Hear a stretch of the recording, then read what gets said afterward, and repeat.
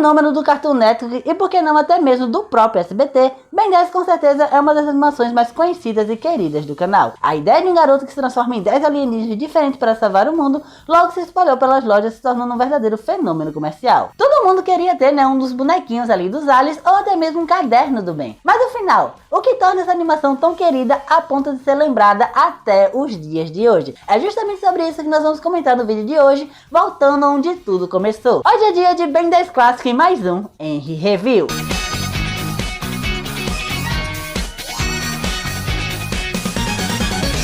Mas antes de começarmos de fato com o vídeo de hoje, se você tá gostando do conteúdo que eu tô trazendo aqui pro canal e quer mais vídeos de Ben 10 por aqui, já deixa seu like, compartilha com os amigos, se inscreve no canal, que isso ajuda muito a gente a crescer e ser divulgado para mais e mais pessoas. Dito isso, vamos à história! A história se inicia com uma batalha espacial, onde vemos um alienígena conquistador de planetas chamado Vilgax em busca de um objeto misterioso. Ele até consegue, né, abater, né, ali a nave inimiga, mas nesse meio tempo ele também acaba sendo atingido e seu prêmio acaba sendo enviado para a Terra. O que faz com que o Vilgax, mesmo ficando gravemente, né, ferido, ele acaba jurando que um dia voltaria à Terra para conseguir o seu prêmio. A história então corta para Benjamin Tennyson, um garoto de 10 anos que está ali bastante empolgado, né, com suas tão sonhadas férias de verão. Logo de cara, o Ben já nos demonstra ser aquele típico garoto teimoso de personalidade forte. Meio arrogante, egoísta, mas com um grande coração e um certo senso de justiça. Tentando inclusive, né, ajudar, né, ali um dos calouros que estava sofrendo por causa dos bullying, né, da escola, mas acaba não dando muito certo. Apesar dos pesares, Ben ainda estava bastante empolgado, né, por finalmente poder reencontrar o Vomax com quem ele ia passar as férias viajando. O que ele não sabia é que sua prima Gwen também foi convidada, o que acaba sendo bastante engraçado, já que como ambos têm personalidades completamente opostas,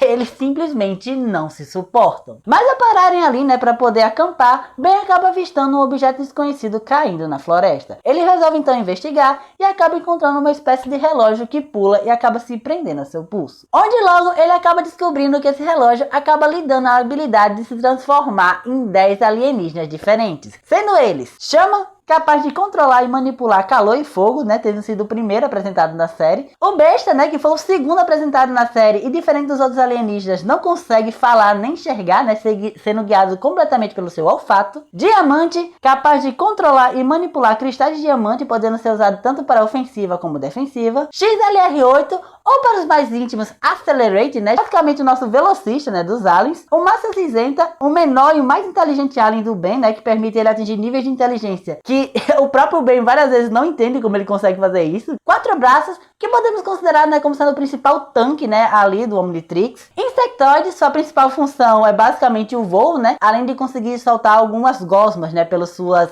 antenas, ou sabe-se lá o que diabo são aquilo. Aquático, né, que ele é um alien que consegue se locomover e respirar embaixo d'água. Ultra T, capaz de controlar e manipular qualquer tipo de tecnologia, né, até mesmo evoluir. E o Fantasmático, capaz de ficar invisível, atravessar paredes, além de possuir corpos, né? Uma habilidade que, honestamente, pelo menos aqui no clássico, eu não vi o Ben utilizando em nenhuma vez. Se vocês lembram, podem comentar aí nos comentários. E após ajudar, né, a salvar algumas pessoas que estavam ali, né, no acampamento, o Ben então decide que vai utilizar suas novas habilidades para se tornar um super-herói. Enquanto isso, percebendo que seu prêmio caiu nas mãos de outros, Vilgax então começa a tramar planos para poder descobrir quem está o usando e capturá-lo. E assim, basicamente, se inicia a nossa aventura no universo de Ben 10. Um fato curioso é que antes da premissa dos alienígenas, a ideia original de Steve Gordon, criador da série, era que Ben com seu relógio na realidade pudesse acessar o multiverso. Ou seja, as suas transformações originais seriam 10 versões dele mesmo, né, como sendo super-heróis de outras realidades, né,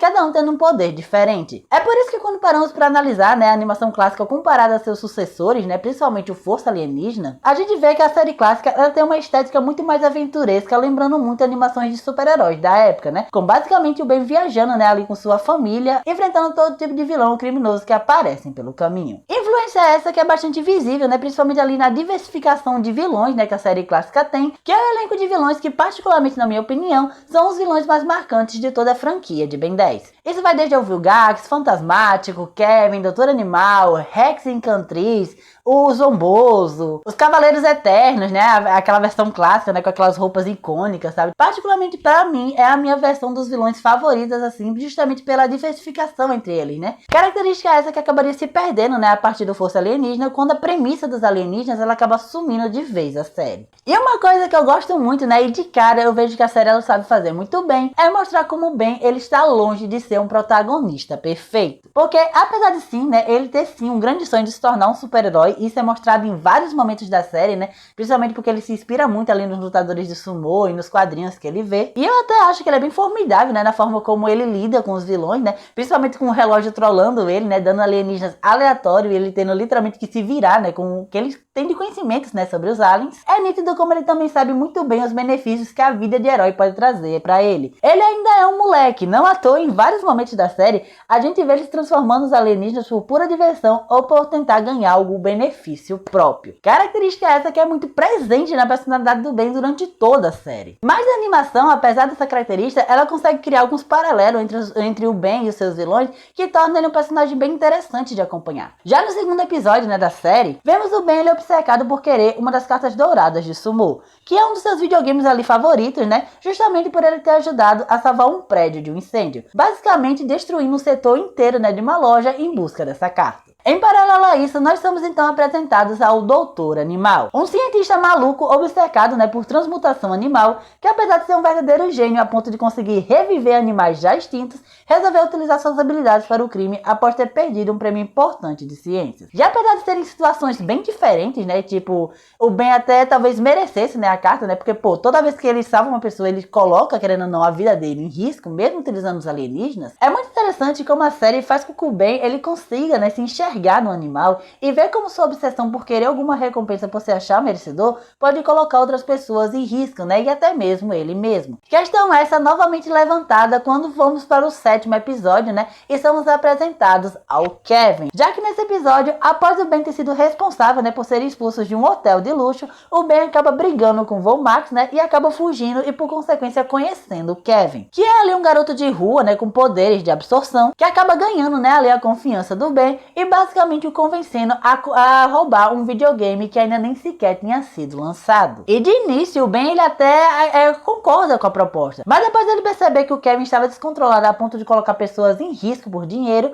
o Ben logo se arrepende dos seus atos e tenta impedir o vilão, que mesmo derrotado consegue sim fugir do local, roubando os poderes do Omnitrix. Ou seja, por consequência dos seus próprios atos, né, e da sua própria imaturidade, ele acaba criando meio que sem querer um dos seus principais rivais durante toda a série. E talvez, honestamente pensando aqui, seja o meu vilão favorito do Ben 10 clássico, porque o Kevin, ele meio que serve para representar tudo aquilo que o Ben, né, ele seria se ele não tivesse o auxílio da sua família e por consequência, né, a sua base do que ele considera ser um herói. É claro que mais tarde, né, a história do Kevin, ele vai ter alguns retcons, né, inclusive eu mesmo já não sei contar a história do Ben, né, vai ser importante fazer essa saga reassistindo as animações, porque eu vou finalmente entender a história do Ben completa, porque tem alguns furos na minha cabeça, né, são muitos episódios, são muitos retcons, mas é muito interessante, né, como nessa primeira animação, o Kevin, na sua sede de poder, ele também, no fundo, se sente meio traído pelo Ben, meio que ter ficado contra ele nos planos dele, né. Isso sem falar, né, da própria consequência dele acabar perdendo, né, essa forma dele humana, né, justamente por ele ter virado aquela mutação do Omnitrix. Então, o que torna ele, sim, extremamente poderoso e perigoso quando ele acaba se descontrolando atrás do Ben. Mas também mostra a sua principal característica, né, que é por causa dessa obsessão dele por poder, né, a obsessão de vingança, faz com que ele não seja tão inteligente a ponto do Ben sempre conseguir alguma vantagem em relação a ele, principalmente por conhecer os aliens melhor. Característica essa que é muito importante, né, que o próprio Ben acaba aprendendo quando ele acaba conhecendo o Tetrax alguns episódios anteriores. E pra quem não lembra, né, o Tetrax basicamente ele era um dos caçadores de recompensa, né, enviados por Vilgax para tentar pegar o Omnitrix da mesma raça alienígena do Diamante. E ele é que acaba dando um grande sermão, né, quando acaba encontrando o Ben, justamente justamente por mostrar pra ele como ele estava sendo imaturo na própria forma como ele utilizava os aliens, né? Que a força não era o único jeito de você derrotar os seus inimigos, né? Que a inteligência era importante. Tanto que é um dos primeiros episódios onde a gente vê o Ben utilizando massa cinzenta de forma inteligente e derrotando o problema. Então,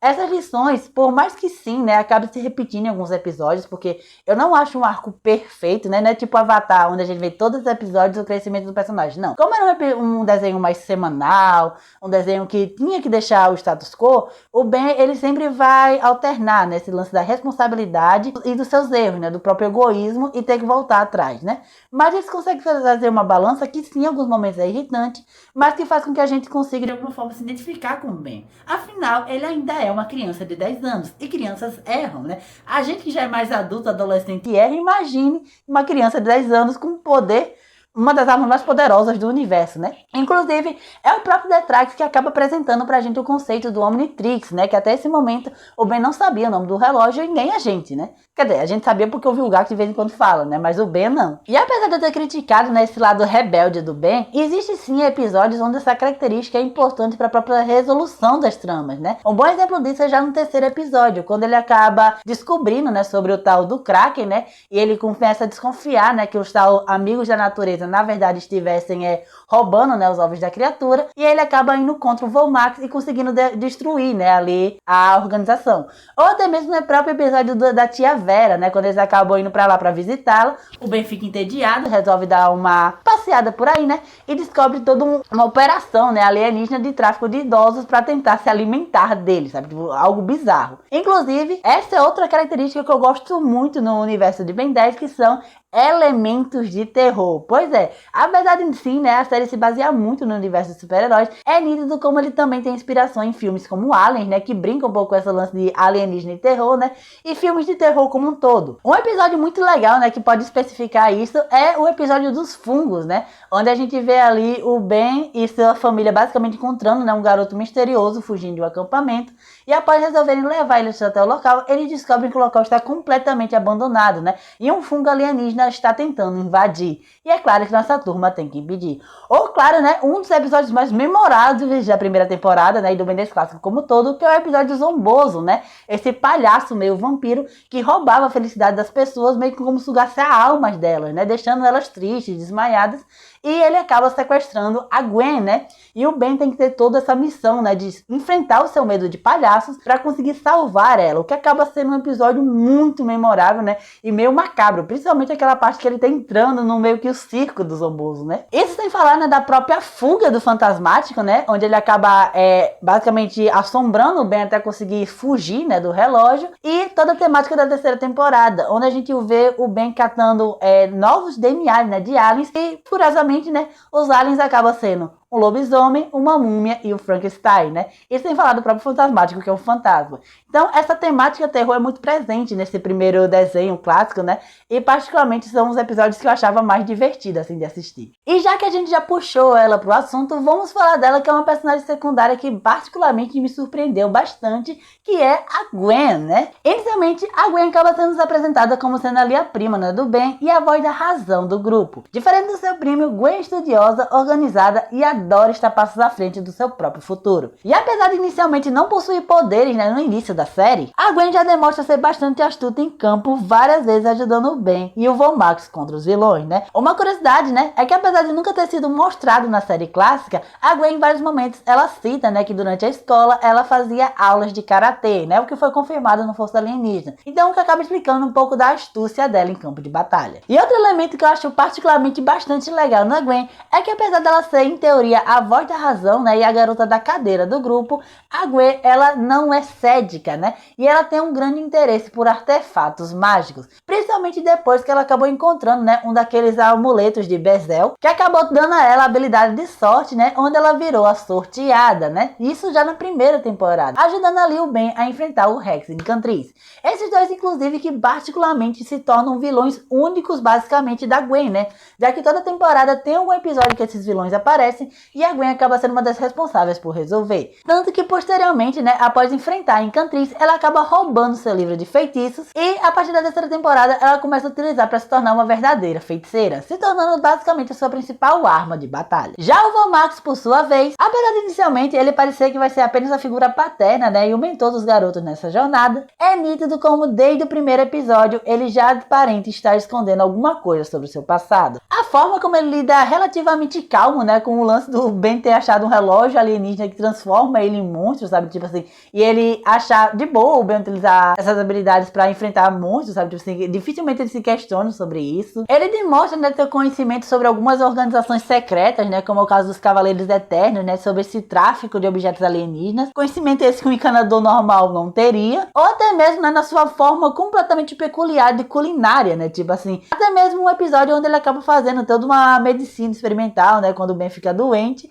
e ele fala que ele aprendeu na China, né, tipo assim, mas posteriormente a gente acaba descobrindo, né, a verdade sobre o Vomax, que na verdade ele era um dos encanadores, né, que podemos dizer que era basicamente um patrulheiro espacial, barra espião, né, que trabalhava em segredo para poder enfrentar ameaças alienígenas que viessem à Terra. Inclusive foi ele que no passado acabou enfrentando o Vilgax aqui na Terra, né, ou seja, o Vilgax ele tem uma fama de perder para Tendos, né, basicamente o destino dele. E por já estar aposentado, querendo ou não, o Vomax ele acaba tendo esse lado da mentoria também, mas ele também demonstra uma grande confiança nos seus netos, né, realmente deixando eles crescerem e evoluírem da forma como eles acham melhor. Claro, um puxão de orelha outro aqui, né, até porque uma das crianças é o Ben, mas de modo geral ele é uma ótima figura de inspiração para os dois, né, então o que faz com que essa equipe funcione muito bem. E como vocês puderem ter visto, né, no início do vídeo, eu acabei citando 10 alienígenas, né, do que o Ben acaba tendo, mas com certeza se você tem uma boa memória, você deve estar se perguntando por que eu não falei do Bola de Canhão. E gente, isso é uma curiosidade que eu acabei descobrindo, reassistindo, é que o Bola de Canhão, na verdade, ele só foi liberado a partir da segunda temporada, né? Isso é uma constante que acontece, né, a partir da segunda temporada, onde o Ben, quando ele está em situações de grande risco, né, ou então acontece alguma coleta de DNA, o Ben acaba ganhando, né, novos alienígenas para utilizar no Omnitrix. Mas desses alienígenas eu vou deixar para falar num outro vídeo, né, que eu tô pensando aqui pro canal, ranqueando os meus alienígenas favoritos. Então se vocês gostarem da ideia, já comentem aí se vocês querem, né, que eu faça esse vídeo, porque eu acho que vai ser bem legal, né, justamente para ter um debate ali em relação a poderes, que eu acho mais legal e tudo mais, e pode trazer uma discussão interessante. Mas tem um personagem que eu tenho que separar para poder falar dele aqui, que particularmente eu acho um lado negativo da animação, é o Vilgax. Eu sei que o Vilgax ele é um vilão muito icônico, né? Justamente por ele ser vilão ameaçador, né? Que orquestra sempre as coisas, sempre tá por trás de tudo que tá acontecendo. Mas honestamente, reassistindo a animação, eu percebo quanto o Vilgax ele é muito ou nerfado, ou ele é muito facilmente derrotado pelo Ben, sabe? Tipo assim, existe o primeiro episódio, né? Que ele aparece que realmente é muito amedrontador, né? Que era o primeiro contato que a gente tem com o Vilgax, né? E o Vomax traz toda essa carga que ele tem no passado contra ele, né? Ele sabe alguns segredos do Ben, então, do Omnitrix, no caso, né? Então faz com que o Ben ele fique em desvantagem em alguns momentos. Mas, cara, depois desse episódio, todas as outras entradas do Vilgax que aparecem é muito bucha, sabe? Até no filme, né? Onde a gente acaba descobrindo mais sobre os segredos do Omnitrix, né? Onde a gente conhece o Azimuth, o criador do relógio. A gente vê, né? O Vilgax vendo que o Ben saiu, né? Pro espaço pra tentar resolver o relógio, que o relógio ia explodir, sei lá o quê. Cara, ele não faz nada, assim, muito surpreendente, né?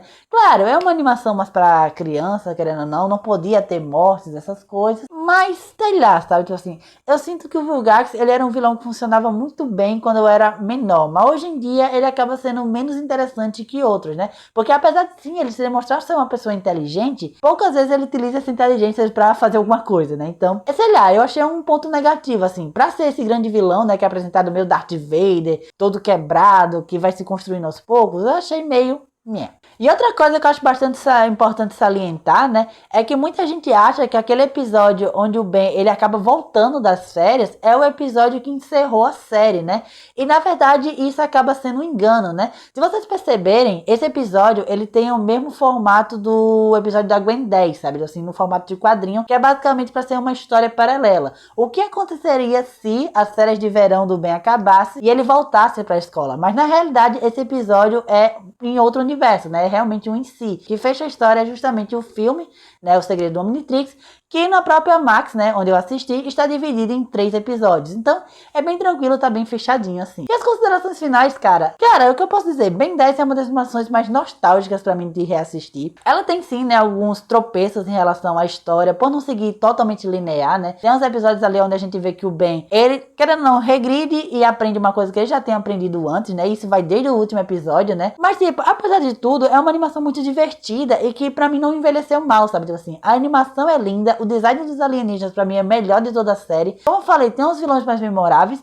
Não tô dizendo que são os melhores vilões da face da Terra, mas tem vilões muito memoráveis, né, com arcos legais, principalmente ali o Fantasmático e o Kevin, né. E eu acho que se eu fosse pra dar uma nota, eu acho que eu fecharia no 8, sabia? Eu acho que eu fecharia no 8. Eu acho que sim, teria pontos que poderia melhorar, mas de modo geral é uma animação muito divertida e que merece sim ser reconhecida por tudo que ela tem. Bom, galera, espero que vocês tenham gostado do vídeo de hoje. Como vocês sabem, a ideia do Henry Review é sim, né, para poder apresentar essa animação para novos públicos e poder comentar para quem já assistiu de forma um pouco mais abrangente. Então, se vocês quiserem que eu traga mais vídeos de Ben 10, né, resumindo a história ou até mesmo um ranking, né, que eu tô pensando com os alienígenas, deixem aí nos comentários que eu adoraria me aprofundar mais nesse universo. Então é isso, galera, espero que vocês tenham gostado do vídeo de hoje e a gente se vê nos próximos vídeos aqui do canal. Obrigado pela atenção e até a próxima!